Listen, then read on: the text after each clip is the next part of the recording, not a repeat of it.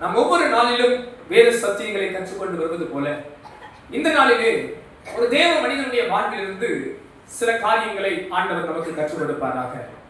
இந்த மனிதன் ஒரு ஆண்டவரை அறியாதவன். வேதம் சொல்லுகிறது அவன் விக்கிரகங்களுக்கு பின்பாக இருந்தான். அவன் தேவனை விட்டு தூரமாய் இருந்தவன் தான், தேவனை அறியாதவன் தான். ஆனாலும் கர்த்தர் அவனை தெரிந்தெடுத்து அழைத்து அவன் ஒரு விசுவாசத்தின் தகப்பன் என்று சொல்லுகிற விதமாய், ஒரு தேசத்தின் தகப்பன் என்று சொல்லுகிற விதமாய், இன்று கர்த்தரை அறிந்த ஒவ்வொரு தேவ பிள்ளைகளுக்கும் ஆவிக்குரிய தகப்பன் என்று முன்னோடியாய் சொல்லப்படுகிற காரணமாய் இருக்கத்தக்கதாக அவர் இன்றைக்கு உயர்ந்திருக்கிறார். அந்த தேவ மனிதனுடைய பெயர் தான் ஆபிரகாம். இந்த நாளிலே ஆபிரகாம் விசுவாசத்தின் தகப்பன் என்கிற தலைப்பின் கீழே சில சத்தியங்களை ஆவியானவர் நமக்கு கற்றுக் கொடுப்பாராக. நான் ஏற்கனவே சொன்னது போல இந்த ஆபிரகாம் மெய் கர்த்தரை ஆராதித்தவன் அல்ல. அவன் விக்கிரகங்களின் பின்பாக இருந்தவன். அவன் தோன்றின கடவுளை வணங்கினவன். அவன் பெற்றோர் காண்பித்த வழிகளில் பின் சென்றவன். ஆனால் பாருங்கள், அந்த ஆபிரகாமின் மேலே தேவன் ஒரு திட்டம் வைத்திருந்தார். இந்த மாலையில் இந்த ஜெபத்துக்கு வந்திருக்கிற ஒவ்வொருவரையும் பார்த்து நான் தாழ்மையாய் சொல்கிறேன், உங்கள் ஒவ்வொருவரின் மேலே தேவன் ஒரு பெரிய திட்டம் வைத்திருக்கிறார், ஒரு பெரிய நோக்கம் வைத்திருக்கிறார், ஒரு பெரிய பரந்த தரிசனம் வைத்திருக்கிறார், ஒரு பரந்த திட்டங்களை கர்த்தர் வைத்திருக்கிறார். உங்கள் மேலும் தேவன் ஒரு பெரிய நோக்கத்தை வைத்திருக்கிறபடியா அவருக்கு கரங்களை உயர்த்தி அல்லேலூயா சொல்லலாமா? அல்லேலூயா. அப்படிப்பட்ட அந்த மனிதன் மூலமாய் ஒரு பெரிய தேசம் உருவானது. அந்த தேசம் கர்த்தரால் ஆசீர்வதிக்கப்பட்ட தேசமாய் இருந்தது. அவன் சந்ததியிலே ஆபிரகாமின் குமாரனாகிய கிறிஸ்து இயேசு வெளிப்பட்டார், மேசியா வெளிப்பட்டார். முழு உலகத்தின் ரட்சிப்பின் வாசல் உண்டானது. விசுவாசிக்கிறவங்க ஆமென் சொல்லலாமா? அல்லேலூயா. இந்த ஆபிரகாமை குறித்து வேதம் சொல்கிறது, இந்த ஆபிரகாம் விசுவாசத்தின் தகப்பனாய் காணப்படுகிறார். இந்த மாலை நேரத்திலே ஏன் இந்த ஆபிரகாமின் விசுவாசம் மற்றும் வேதத்தில் உயர்ந்ததாய் சொல்லப்படுகிறது? விசுவாசம் என்ற பிரசங்கம் எடுத்தாலே ஏன் ஆபிரகாமை மட்டும் எல்லாரும் முன்னுதாரணமாய் காட்டுகிறார்கள்? ஏன் இந்த ஆபிரகாமை போல நீங்களும் நானும் ஒரு விசுவாசத்தின் முதன்மையானவர்களாய் இருக்க முடியாதா? ஏன் இந்த ஆபிரகாமை போல நாமும் விசுவாசத்தில் முதன்மையானவர்களாய் மாற வேண்டும் என்றால் இந்த ஆபிரகாமிடத்தில் காணப்பட்ட விசேஷ குணங்கள் என்ன என்பதை நாம் அறிந்து கொள்வோம் என்றால் நாமும் ஒரு விசுவாசத்திலே முதன்மையானவர்களாய் மாறுவோமாக. இந்த மாலை நேரத்திலே ஏன் இந்த ஆபிரகாம் மட்டும் விசுவாசத்தின் தகப்பன்? அவரிடத்தில் காணப்படுகிற 3 மிக முக்கியமான விசுவாசத்தின் நற்குணங்களை உங்கள் முன் காண்பிக்க விரும்புகிறேன். ஆவியானவர் நம்மையும் விசுவாசத்தில் முதன்மையானவர்களாய் மாற்றுவாராக. ஆமென் சொல்றவங்க சத்தமா ஆமென் சொல்லலாமா? முதலாவது ஒரு காரியம், ஆபிரகாம் ஏன் விசுவாசத்தின் தகப்பன் என்று அழைக்கப்படுகிறார்? எபிரேயர் 11ஆம் அதிகாரம் 8வது வசனத்தை வாசிப்போமாக. எபிரேயர் 11ஆம் அதிகாரம் 8வது வசனத்தை வாசிப்போமாக. விசுவாசத்தினாலே ஆபிரகாம் தான் சுதந்திரமாக பெறப்போகிற இடத்திற்கு போகும்படி அழைக்கப்பட்ட போது கீழ்ப்படிந்து, அந்த வார்த்தையை முடிந்தால் அடிக்கோடிட்டுக் கொள்ளுங்கள், தான் போகும் இடம் இன்னதென்று அறியாமல் புறப்பட்டு போனான். கரமுயர்த்தி அல்லேலூயா சொல்லலாமா? அல்லேலூயா. அன்பானவர்களே, இந்த ஆபிரகாம் விசுவாசத்தின் தகப்பன் என்று அழைக்கப்பட காரணங்கள் என்ன? முதல் காரியம், தேவன் அவரை அழைத்த போது அந்த அழைப்புக்கு தன்னை அர்ப்பணித்தார். அன்பானவர்களே, இந்த மாலை நேரத்திலே உங்கள் ஒவ்வொருவரையும் தேவன் பரம அழைப்புக்கு அழைத்திருக்கிறார், பரம தரிசனத்துக்கு அழைத்திருக்கிறார், பெரிய திட்டத்துக்கும் நோக்கத்துக்கும் அழைத்திருக்கிறார். ஆனால் இந்த ஆபிரகாமை போல நாம் முழுமையாய் அர்ப்பணித்திருக்கிறோமா? இந்த அர்ப்பணம் சாதாரணமான அர்ப்பணம் அல்ல. தேவன் இவரை அழைத்த அழைப்பும் சாதாரணமான அழைப்பு அல்ல. இவருடைய அழைப்பு வித்தியாசமானது. இவர் ஒரு கல்தேயுடைய பட்டணத்திலிருந்து தான் போகிற இடம் இன்னதென்று தெரியாது இருக்கிற அந்த இடத்துக்கு போகும்படி அழைக்கப்பட்டார். தெரியாத ஊருக்கு உங்களை போங்கன்னா எத்தனை பேர் போக ரெடியா இருப்பீங்கன்னு தெரியும். இன்னைக்கு இவ்வளவு டெக்னாலஜி வளர்ந்துடும், போனு எல்லாம் இருந்து, பணம் வசதி இருந்து, தெரியாத ஊருக்கு போகண்டா தலையை சொரிவாங்க. சிலர் சர்ச்சுக்கு வாங்கினாவே தலையை சொல்லிடுறாங்க. வாரம் வாரம் வர்ற இடத்துக்கு வந்துருங்க, அது வர மனசு வரமாட்டேன். தெரியாத இடத்துக்கு போங்கட்டா எப்படி போவாங்க? இந்த ஆபிரகாமை பாருங்க, வேதம் சொல்லுகிறது, தான் போகிற இடம் என்னதென்று அறியாதிருந்தும் புறப்பட்டு போனான். அது மட்டும் இல்ல, இந்த அர்ப்பணத்துக்கு அவர் கொடுக்க வேண்டிய விலை அதிகமா இருந்தது. ஆண்டவர் அவரை அழைக்கும் போது ஆதியாகமத்துல பார்க்கிறோம், 12ஆம் அதிகாரம் முதல் வசனம். கர்த்தர் ஆபிரகாமை நோக்கி, வாசிக்க முடியுமா? கர்த்தர் ஆபிரகாமை நோக்கி, இந்த வார்த்தையை கவனிங்க, நீ உன் தேசத்தையும் உன் இனத்தையும் உன் தகப்பனுடைய வீட்டையும் விட்டு புறப்பட்டு நான் உனக்கு காண்பிக்கும் தேசத்திற்கு போ. போதுமானது. ஆண்டவர் அவரை அழைக்கும் போது சொல்லுகிறார் பாருங்கள், சும்மா நீ போறதில்லப்பா, சிலதை விடணும், சிலதை விட்டுட்டு நீ போகணும். நீ அழைக்கப்பட்ட அழைப்புக்காக சில காரியங்களை நீ சாக்ரிஃபைஸ் பண்ணணும், சில காரியங்களை நீ விடணும். உன் தேசத்தை விடணும், உன் இனத்தை விடணும், உன் தகப்பன் வீட்டை விடணும். அதை விட்டு விட்டு நான் உனக்கு காண்பிக்கிற தேசத்துக்கு போ என்றார். வேதம் சொல்கிறது, தான் போகிற இடம் என்னதென்று அறியாமல் எல்லாவற்றையும் விட்டு விட்டு இந்த ஆபிரகாம் புறப்பட்டு போனார். அந்த அழைப்பின் சத்தத்துக்கு தன்னை அர்ப்பணித்ததால் அவர் ஒரு விசுவாச தகப்பனாய் காணப்படுகிறார். ஹல்லேலூயா. இன்றைய சபையின் பிரச்சனை என்ன தெரியுமா? இன்றைய தேவ பிள்ளைகளின் பிரச்சனை என்ன தெரியுமா? நாம் புறப்பட்டு போக ஆயத்தம், ஆனால் சில காரியங்களை விட ஆயத்தம் இல்லை. ஆண்டவர் காண்பிக்கிற தேசம் நன்றாக இருக்கும், போகலாம் என்ற எண்ணங்கள் உண்டு. ஆனால் ஆண்டவர் சொன்ன சில காரியங்களை விடுவதற்கு அநேக தேவ பிள்ளைகள் தடுமாறுவார்கள். அடிக்கடி நான் சொல்லுவேன், வலப்பக்கம் பாக்கெட்ல பிசாசு, இடப்பக்கம் பாக்கெட்ல இயேசு கிறிஸ்து. 2 பேர் இருந்துட்டா ரொம்ப நல்லா இருக்கு. சிலருக்கு 2 பேர் வேணும், இவங்களையும் விட மாட்டோம், அவங்களையும் விட மாட்டோம். ஆனா அழைப்பு அப்படி இல்லை அன்பானவர்களே. தெரிந்தெடுப்பு அப்படி இல்லை, பிரித்தெடுத்தல் என்பது அப்படி அல்ல. இந்த பரம அழைப்புக்கு அழைக்கப்பட்ட நாம் இந்த பூமிக்குரிய சில காரியங்களை நாம் விட்டு ஒழிய வேண்டும். சில காரியங்களை கர்த்தர் விரும்பாததை விட்டுவிட வேண்டும். தேவனால் ஏற்றுக்கொள்ள முடியாததை விட்டுவிட வேண்டும். சில நேரம் நம்ம இந்த உலகத்தில் இருக்கிறதுனால உலக காரியங்கள் நம்ம இழுக்கிறதா இருக்கிறது. அன்பார்மையா தாழ்மையா உங்களை உற்சாகப்படுத்துறேன், நீங்கள் வேறு பிரிக்கப்பட்டவர்கள் என்பதை மறந்துடாதீங்க. நீங்க பிரித்தெடுக்கப்பட்டவர்கள் என்பதை மறந்துடாதீங்க. சில நேரம் நம்ம நண்பர்கள்லாம் அப்படி இருக்கிறனால, நம்ம உறவுக்காரர்கள் அப்படி இருக்கிறனால, ஏன் இன்னைக்கு ரட்சிக்கப்பட்ட பிள்ளைகளே சில நாட்கள் 6 நாள் உலகத்தோடு வாழ்வாங்க. ஞாயிற்றுக்கிழமை வந்துட்டா தேவதூதர்கள் போல மாறிடுவான். கர்த்தாவே இங்க நல்லவர் வல்லவர், அல்லேலூயா அல்லேலூயா, எல்லா துதி சோத்திரம் பாடலாம் இருக்கும். ஆனா 6 நாளும் அவங்க சாத்தானோட நல்ல குடும்பம் நடத்திட்டு 7வது நாள் சர்ச்சில் வந்து ஏசப்பா சோத்திரம் அப்படின்னு சொல்றவங்களா இருப்பாங்க. அதெல்லாம் நம்ம பார்க்கும்போது, ஏன் அவங்களா அப்படி இருக்கிறாங்க, இவங்களா அப்படி இருக்கிறாங்க, அந்த விசுவாசம் அப்படி இருக்கு, இந்த விசுவாசம் அப்படி இருக்கு, என் பக்கத்து வீட்டுக்காரங்க அப்படி இருக்கிறாங்க, எழுத்து வீட்டுக்காரங்க அப்படி இருக்கிறாங்க என்று அவர்களை பார்த்து நாம் விட வேண்டிய சில காரியங்களை விடாம அதை பிடித்து கொண்டு தேவன் நம்மை அழைத்த அழைப்புக்கு போவோம் என்று சொல்வது விசுவாசம் அல்ல. அப்படிப்பட்ட விசுவாசத்தை தேவன் எதிர்பார்க்கவில்லை.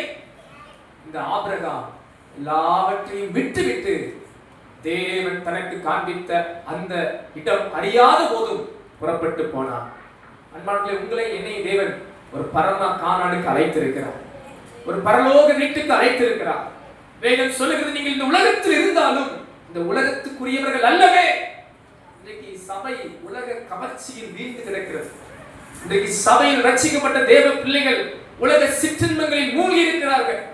உலக ஆசைகள், உலக இச்சைகள், உலகத்தின் தேவையில்லாத அசுத்தங்களிலே மாட்டிக்கொண்டு வெளியே வர முடியாமல் இருக்கிறார்கள். காலம் முழுவதும் கர்த்தரை தேடியும் சபைக்கு வந்தும் ஆலயத்துக்கு வந்தும் பாவங்களையும் பாரங்களையும் உதறி தள்ளாமல் இயேசுவே என்னை காப்பாத்து காப்பாத்து காப்பாத்துன்னு சொல்லி கானானுக்குள் கால் வைக்கவே முடியாமல் மாட்டிக்கொண்டவர்களாக வாழ்வார்கள். ஆனால் இந்த மாலை நேரத்தில் நாம் ஒரு விசுவாசத்தின் தகப்பனாகி ஆபிரகாம் போல் இருக்க வேண்டும் என்றால் நம்மை அழைத்த அழைப்புக்கு அர்ப்பணிக்கிறவர்களாக இருக்க வேண்டும். அன்பான சில நேரம் அது உங்களுக்கு கடுமையா தெரியும், கஷ்டமா தெரியும். ஆனா அதுதான் உங்களுக்கு பெரிய ஆசீர்வாதம். அதற்கு தான் நீங்க அழைக்கப்பட்டிருக்கிறீர்கள். அதற்கு தான் தேவன் உங்களை முன்குறித்திருக்கிறார். அதற்கு தான் தேவன் உங்களை பிரித்தெடுத்திருக்கிறார். அதற்கு தான் தேவன் உங்களை விசேஷமாய் தேவன் உங்களை தாயின் கருவிலே உருவாகும் முன்னே தெரிந்தெடுத்து பிரித்தெடுத்திருக்கிறார். நீங்க விட்டுப்பட்டு பாருங்களேன். ஆண்டவர் சொன்ன காரியத்தை விட்டுட்டு ஆண்டவர் உங்களுக்கு காண்பிக்கிற காரியத்தில் பயணித்து பாருங்கள். கர்த்தர் உங்களை விசேஷ வண்ணமாய் ஆசீர்வதிப்பதை நீங்கள் பார்க்க முடியும். ஹல்லேலூயா. நீங்கள் விசுவாசத்திலே முதன்மையானவர்களாய் ஆபிரகாமை போல விசுவாசத்திலே தகப்பனானவர்களாய் மாற வேண்டும் என்றால் தேவன் உங்களை அழைத்த அழைப்புக்கு அர்ப்பணியுங்கள். அறகுறையான அர்ப்பணம் வேணாம். அறகுறையான விசுவாச வாழ்க்கை வேணாம். அறகுறையான கிறிஸ்தவ ஜீவிய வேணாம். தகப்பனே, உமது சித்தத்துக்கு என்னை முழுவதும் அர்ப்பணிக்கிறேன் என்று தேவன் உங்களை அழைத்த அழைப்புக்கு பாத்திரவான்களாய் நடந்து கொள்ளுங்கள். கர்த்தர் உங்களை விசுவாசத்திலே முதன்மையானவர்களாய் மாற்றப் போகிறார். நீங்கள் விசுவாசத்திலே அநேகருக்கு முதன்மையானவர்களாய் இருப்பீர்கள். கர்த்தர் உங்கள் மூலமாய் பெரிய காரியங்களை செய்ய போகிறார். விசுவாசிக்கிறவங்க கரங்களை அசைத்து அல்லேலூயா சொல்லலாமா? அல்லேலூயா.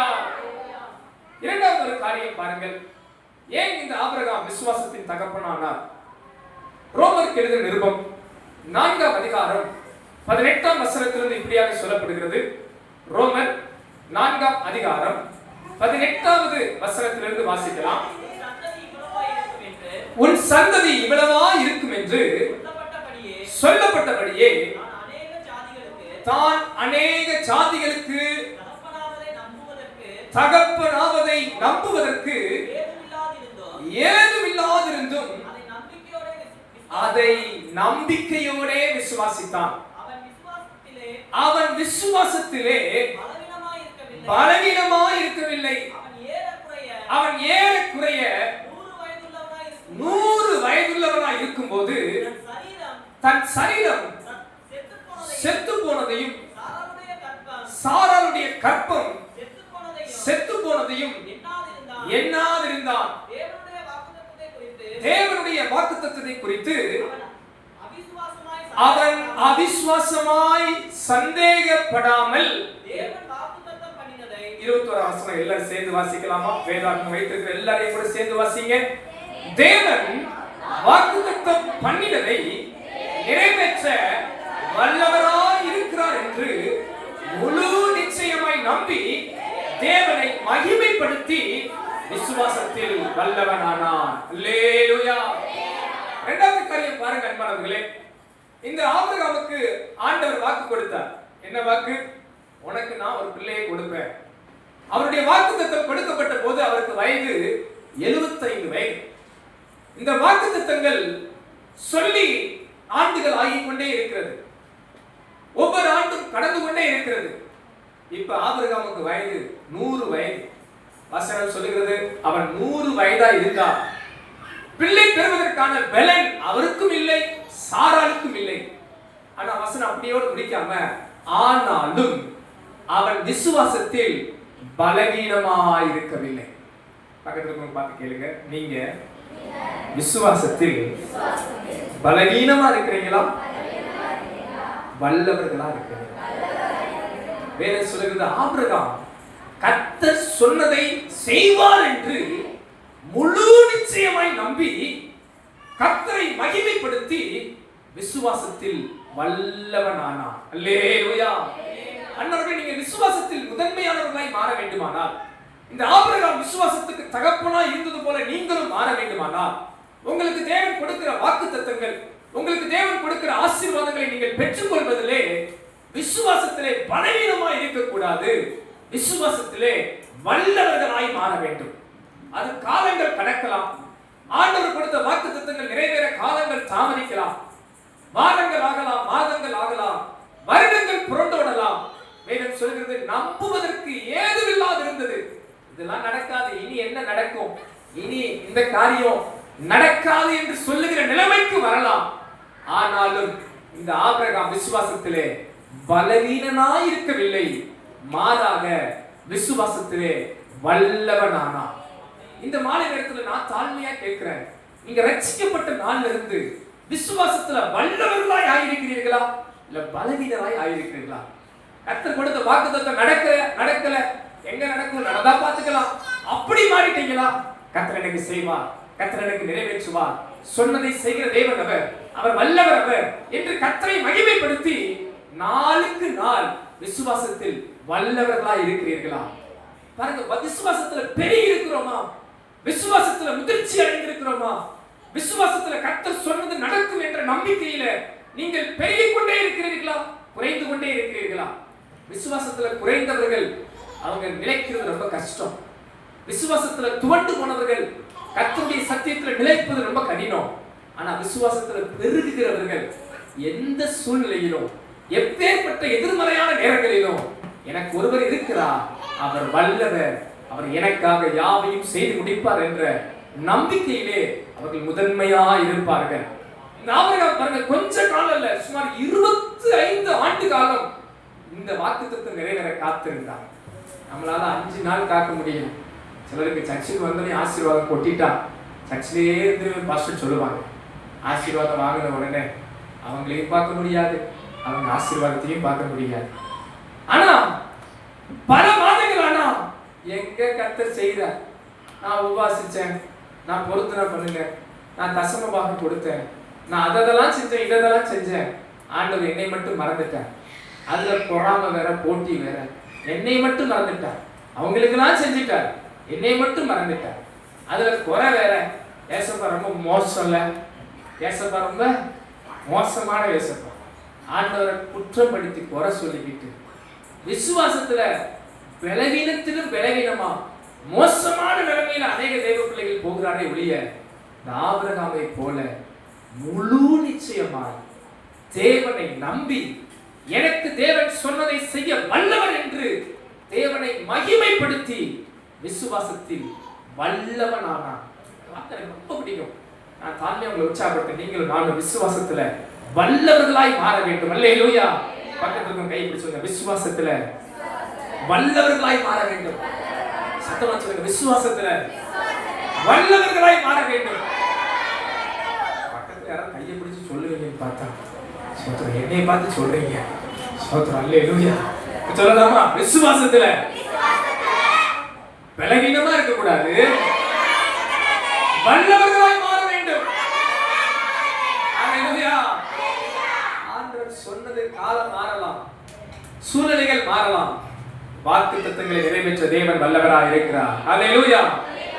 சொன்னதை செய்கிற தேவன் அவர். உங்களுக்கு ஒரு வாக்குத்தத்தம் கொடுத்தா மறந்துடாதீங்க. அந்த வாக்குத்தத்தத்தை பிடித்து கர்த்தரை மகிமைப்படுத்துங்க. ஆபிரகாம் அப்படித்தான் செய்தான். ஆண்டவர் தனக்கு கொடுத்த வாக்குத்தத்தத்தை பிடித்து அவர் செய்ய வல்லவர் என்று கர்த்தரை மகிமைப்படுத்தி விசுவாசத்தில் வல்லவரானார்.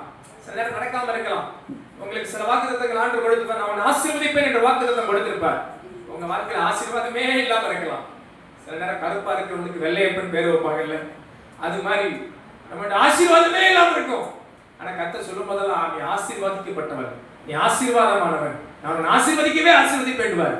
வாக்குத்தத்தத்தை பார்த்துட்டு பைபிளை தூக்கி மூடி வச்சு எங்க ஆசீர்வாதமா இருக்கிற, நாளைக்கு சோத்துக்கு வழியை காணோம், அரிசியை காணோம், பருப்பை காணோம், ஆனா ஆண்டவர் சொல்றது மட்டும் நீ ஆசீர்வாதமா வைப்பேன்னு சொல்றாரு. எங்க வைக்கிறார்? அப்படி முறுமுறுக்காம நீ ஆசீர்வதிப்பேன் என்று சொன்ன ஆண்டவரே உம்மை ஸ்தோத்திரிக்கிறேன் ஐயா. என்னை ஆசீர்வதிக்க வல்லவராய் இருக்கிறேன், என் குறைவையெல்லாம் போக்க வல்லவராய் இருக்கிறேன், என் கண்ணீரெல்லாம் துடைக்க வல்லவராய் இருக்கிறேன், என்னை பலப்படுத்த நீ வல்லவராய் இருக்கிறேன் என்று சொல்லி கர்த்தரை மகிமைப்படுத்திக் கொண்டே இருப்பீர்கள் என்றால் நீங்கள் விசுவாசத்திலே வல்லவர்களாய் மாற முடியும். அல்லேலூயா.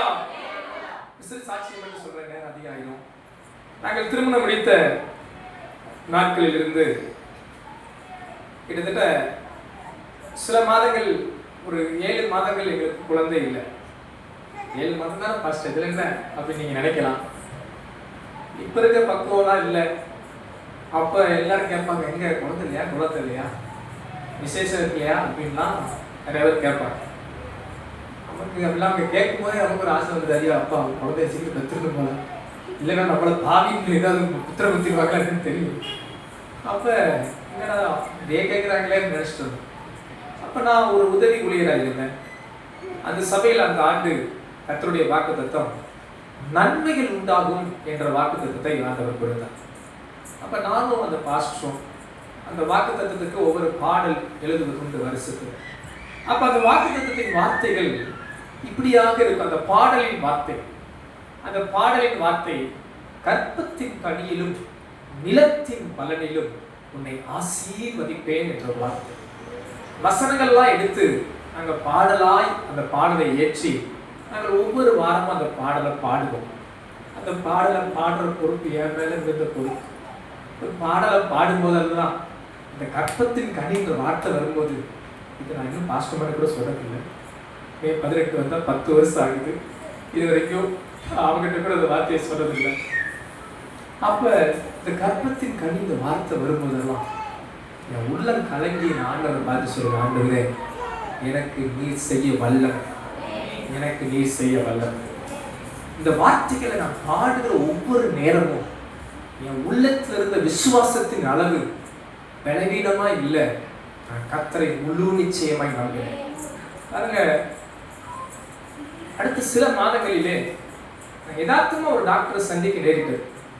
அவங்க நாங்கள் என்னமோ குழந்தைக்கு தான் ட்ரீட்மெண்ட் வந்திருக்கோம்னு நினைச்சு அவங்க ட்ரீட் பண்ணி பாஸ்டர் அம்மாவுக்கு ஒரு மெடிசன் கொடுத்து அவங்களுக்கு இர்ரெகுலர் பீரியட்ஸ் இருந்தனால இதை சாப்பிட்டா உங்களுக்கு எல்லாம் ரெகுலர் ஆயிரும், அடுத்து ஒரு 3 மாசம் 4 மாசம் கழிச்சு உங்களுக்கு குழந்தைக்கு ட்ரீட்மெண்ட் தரலாம், அந்த 3 மாசம் உங்களுக்கு கற்பம் தரிக்காதுன்னு சொன்னாங்க. பார்த்தா அவங்க கொடுத்த மாத்திரையை சாப்பிட்டு 3 மாசம் கற்பம் தரிக்காதுன்னு சொன்னாங்க. அந்த 3 மாசத்துல தான் கர்த்தர் கருவை தங்க பண்ணினார். அவங்க ஒரு கிறிஸ்டியன் டாக்டர். நாங்கள் கன்சீவ் ஆகிட்டு போய் அவங்க டாக்டர் பார்க்கும்போது அவங்க பார்த்துட்டு, என்ன உங்களுக்கு இந்த மாத்திரை போட்டா கரு தங்காதே, இந்த மாத்திரை சாப்பிட்டா கற்பம் தரிக்க வாய்ப்பு இல்லையே, ஆனா நீங்க கற்பம் தரிச்சிருக்கேன், ஆச்சரியமா இருக்கேன் அப்படின்னு சொல்லி அவங்க சந்தோஷப்பட்டு ட்ரீட்மெண்ட் கொடுத்தாங்க. அப்பதான் நாங்கள் ஜெருசா கிரேஸ் பேர் வச்சோம். ஜெருசா கிரேஸ் நான் கிருபையால் நாங்கள் சுதந்திரித்தோம் என்ற வார்த்தை. ஏன் இந்த வார்த்தை நாங்கள் சொல்றோம்னா, நான் ஆண்டவர் கொடுத்த வாக்குத்தத்தத்தை முழு நிச்சயமாய் நம்பும் போது, அதை விசுவாசிக்கும் போது, அது நிச்சயம் நமது வாழ்வில் நிறைவேறுவதை நாம் பார்க்க முடியும். ஆபிரகாம் விசுவாசத்தின் தகப்பனாய் இருந்ததின் காரணம், நடப்பதற்கு ஏதுவே இல்லாத போதும், அவன் 100 வயதை தொட்ட போதும் அவன் விசுவாசம் பலவீனமாய் இருக்கவில்லை. இந்த மாநிலத்தில் உங்களை ஒரு காரியத்தை விட்டு உற்சாகப்படுத்துறேன். உங்க விசுவாசத்துல ஒருபோதும் நீங்க பலவீனமா இருக்கிறாதீங்க. விசுவாசத்துல நாளுக்கு நாள் பெருகுங்க, வல்லவர்களாய் மாறுங்கள், முதிர்ச்சி அடையுங்கள். கர்த்தர் உங்களை நிச்சயமாகவே விசுவாசத்தில் முதன்மையானவர்களாய் மாற்றுவாராக. கரங்களை உயர்த்தி சொல்லலாம் அல்லேலூயா. கடைசி ஒரு காரியம், ஆபிரகாம் ஏன் விசுவாசத்தின் தகப்பனாய் காணப்பட்டார்? எபிரேயர் 11ஆம் அதிகாரம் 17ஆம் வசனத்திலிருந்து வாசிப்போமாக. மேலும் விசுவாசத்தினாலே ஆபிரகாம் தான் சோதிக்கப்பட்ட போது ஈசாக்கை பலியாக ஒப்புக் கொடுத்தான். ஈசாக்கினிடத்தில் உன் சந்ததி விளங்கும் என்று அவனோடே சொல்லப்பட்டிருந்ததே. இப்படிப்பட்ட வாக்குத்தத்தங்களை பெற்றவன் மரித்தோரிலிருந்து எழுப்ப தேவன் வல்லவராய் இருக்கிறார் என்று எண்ணி தனக்கு ஒரே பேரானவனையே போதுமானது பலியாக ஒப்பு கொடுத்தான். கரம் உயர்த்தி ஆமென் சொல்லலாமா? ஆமென் ஹல்லேலூயா. மூன்றாவது ஒரு காரியம், ஏன் இந்த ஆபிரகாம் ஒரு விசுவாசத்தின் தகப்பன் போல் காணப்பட்டார்? ஏன் என்று கேட்கிறீர்கள் என்றால், அவர் விசுவாசம் பேச்சில் மட்டுமல்ல, அவர் விசுவாசம் வெறும் வார்த்தையில் மட்டுமல்ல, அவர் விசுவாசம் கிரியையில் வெளிப்பட்டது. அவர் விசுவாசம் கிரியைகளில் காணப்பட்டது. வேதம் சொல்லுகிறது, கிரியை இல்லாத விசுவாசம் செத்தது. ஒரு நாள் வந்தது, கர்த்தர் சொன்னபடியே ஆபிரகாமுக்கு 100 வயதில் ஒரு பிள்ளையை கொடுத்தார், ஈசாக்கை கொடுத்தார். அவன் வளர்ந்து பெரியவன் ஆனான். ஒரு நாள் கர்த்தர் அவனை சோதித்தார். ஆபிரகாமை பார்த்து, ஆபிரகாமே ஆபிரகாமே, உன் ஏகசுதன் உனது நேசகுமாரன் என்று பாராமல் அவனை நான் சொல்லுகிற இடத்தில் நீ பலியாக பலி செலுத்த வேண்டும் என்று சொன்னபோது ஆபிரகாம் அப்படியே செவி கொடுத்து தன் சொந்த குமாரனை ஈசாக்கை அழைத்துக் கொண்டு பலி செலுத்த புறப்பட்டு போகிறான். ஒருவேளை நீங்கள் நானும் இருந்திருந்தால், கர்த்தர் தந்த ஆசீர்வாதம் இதுவரைக்கும் போதும், இதுவரைக்கும் ஆண்டவர் கொடுத்ததெல்லாம் போதும், இதையும் வாங்கிக்கிட்டு நம்மளை விரும்பி அனுப்பாதபடி, ஆண்டவரே போதும் கர்த்தாவே, சொந்த மகனெல்லாம் கொடுக்கறதுக்கு நம்மளால முடியாது, இதை கொடுத்துட்டு நாங்க என்ன பண்றது, கடைசி 100 வயசுல பிள்ளையை கொடுக்க வேண்டும், பிள்ளையை கொடுத்துட்டு இதையும் கேட்டா உங்க மாதிரி மோசமான ஆண்டவர் இல்லையேப்பா அப்படின்னு சொல்லியிருப்போமோ எனக்கு தெரியல. பல நேரம் ஆபிரகாமோட நான் ஒப்பிட்டு பார்ப்பேன். ஐயோ, என்னை ஒப்பிடவே முடியல. அந்த இடத்துல நான் இருந்தா என்ன சொல்லுவேன்னு எனக்கு தெரியல. ஏகசுதன் நேசகுமாரன் வந்து பலி செலுத்து. ஆனா வேதம் சொல்லிருந்து பாருங்க, ஆபிரகாம் ஈசாக்கை பலி செலுத்த கொண்டு போனான். பாருங்க, அவன் கொண்டு போனதுக்கு ஒரு அர்த்தம் இருக்கு பாருங்களேன். வசனம் சொல்லுது பாருங்க, அவன் உள்ளத்துல எப்படிப்பட்ட அர்த்தம் இருந்துச்சு தெரியுமா? இவன் வாக்குத்தத்தத்தின் பிள்ளை, இவன் மரித்தாலும் என் தேவன் இவனை உயிரோடு எழும்ப செய்ய வல்லவன். இவன் கர்த்தரை நம்புறான், விசுவாசிக்கிறான் என்பதை வெறும் வாயில வார்த்தையில சொல்வதல்ல. நீங்க தேவப்பிள்ளை சும்மா இயேசு நல்லவர், இயேசு நம்பர், உண்மையுள்ள ஆண்டவர் வெறும் வாயிலே டமார் அடிப்பாங்க. சிலர் சொல்லுவாங்க வாயிலே அல்வா கிட்டுற கூட்டம். இன்னைக்கு நிறைய சபையில நிறைய விசுவாச பிள்ளைகள் எப்படிதான் வாயிலே அல்வா கிட்டிடுவாங்க. சோத்து இயேசு போல ஆண்டவர் இருக்க முடியுமா? இயேசு போல நல்லவர் இருக்க முடியுமா? இயேசு போல பெரியவர் இல்லையா? அது இல்லையா, இது இல்லையான்னு. ஆனா கிரியைகளில் கிறிஸ்துவை விசுவாசிப்பதை வெளிப்படுத்த தவறி விடுவார்கள். இந்த மாநிலத்தில் நான் உங்களை உற்சாகப்படுத்துறேன். நீங்க விசுவாசத்தில் முதன்மையானவர்களா இருக்கணும்னா உங்க விசுவாசம் கிரியைகளில் வெளிப்பட வேண்டும். இயேசுவை தான் நேசிக்கிறீங்களா? உங்க கிரியை அப்படி காண்பிக்குதா? இயேசுதான் உங்களுக்கு முதன்மையானவரா? உங்க கிரியை அப்படி காண்பிக்குதா? இயேசுதான் முதன்மையானவர்னு சொல்லுவாங்க. ஆனா வேற யாராவது வந்துட்டா, சொந்தக்காரங்க வந்துட்டா, இயேசு பாட்டு அப்புறம் மன்னிப்பு கேட்டுக்கலாம். முதல்ல யாரை கவனிச்சிருவோம்? சொந்தக்காரங்களை கவனிச்சிருவோம். இல்ல வேற ஏதாவது காரியம் வந்துட்டா அதெல்லாம் அப்ப பார்த்துக்கலாம், இயேசு பாப்பா கொஞ்சம் அப்புறம் கவனிச்சுக்கலாம், மத்த காரியத்தை பார்ப்போம் என்று கிரியை இல்லாத விசுவாசம் உள்ளவர்கள் போல் இருப்பார்கள். ஆனா அந்த ஆபிரகாம் அப்படி அல்ல. நான் விசுவாசித்த ஆண்டவர் எனக்காக என் பிள்ளை மரித்தாலும் திரும்ப உயிர்ப்பிக்க அவர் வல்லவர் என்று நம்பி நான் விசுவாசித்த அந்த விசுவாசத்தை கிரியைகளில் வெளிப்படுத்தினான். நீங்க நேரம் ஆயிடுச்சுல போய் அந்த பகுதியை வாசித்து பாருங்க. ஆண்டவர் சொல்வார், நான் இப்பொழுது உன்னை நான் நம்புகிறேன். இப்பொழுது எனக்கு தெரியும் ஆபிரகாமே, நீ எனக்கு பயந்து நடக்கிறவர் என்று இப்பொழுது நான் அறிந்திருக்கிறேன். நான் உன்னை ஆசீர்வதிக்கவே ஆசீர்வதிப்பேன் என்று கர்த்தர் ஆபிரகாமை ஆசீர்வதித்தார். அன்பானவர்களே, உங்க வாழ்க்கையில விசுவாச சோதனைகள் வரும்போது, இந்த வார்த்தையை கவனிங்க, உங்க வாழ்க்கையில சில விசுவாச சோதனைகள் வரும்போது உங்க கிரியை ஜெயிப்பது போல் இருக்கிறதா? இல்ல பாத்துக்கலாம், ஏசுப்பா மன்னிக்கிற ஆண்டவர், என் விசுவாச குறைச்சல மன்னிச்சிடுவார் என்று விசுவாச குறைச்சல் உள்ளவர்களாகவே வாழணும்னு நினைக்கிறீங்களா? இந்த மாலை நேரத்துல உங்களை நான் உற்சாகப்படுத்துறேன். இந்த ஆபிரகாம் விசுவாசத்தின் தகப்பனா இருந்தது போல நீங்களும் நானும் விசுவாசத்துல முதன்மையாய் மாற நமது கிரியை, நமது விசுவாசத்தை வெளிப்படுத்தட்டும். நான் ஆண்டவரை விசுவாசிக்கிறேன் என்பதை என் கிரியைகளின் மூலமாய் வெளிப்படுத்த ஆண்டவர் எனக்கு கிருபை தருவாராக. அப்படி சொல்றவங்க கரமையை திரள சொல்லலாம். அல்லேலூயா.